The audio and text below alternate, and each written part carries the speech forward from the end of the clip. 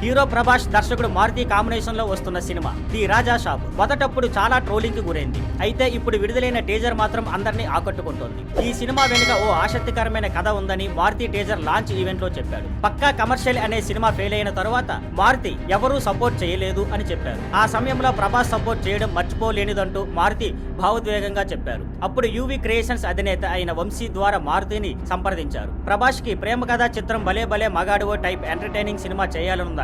మారుతి ఓ కథను వినిపించగా ఆ కథ నచ్చింది. కానీ అప్పట్లో పక్కా కమర్షియల్ ఫెయిల్ అవడంతో ప్రాజెక్ట్ చేయాల్సిన ప్రొడ్యూసర్ వెనక్కి వెళ్ళిపోయాడు. అప్పుడు కూడా ప్రభాస్ మాత్రం తాను మారుతితో సినిమా చేయాలనేదే అన్నాడట. మారుతి ఒక దశలో వెనక్కి తగ్గుదామా అన్నా కానీ ప్రభాస్ మాత్రం కథ నచ్చింది, మనం సినిమా చేద్దాం అంటూ సపోర్ట్ చేశాడు. అలాగే ఈ సినిమా మొదలైంది. ఇప్పుడు టీజర్ కి చాలా మంచి స్పందన వస్తుంది. ఈ సినిమాను పీపుల్ మీడియా ఫ్యాక్టరీ నిర్మిస్తుంది. సినిమా మీద మంచి అంచనాలున్నాయి. Thank you for watching. Please like, share and subscribe.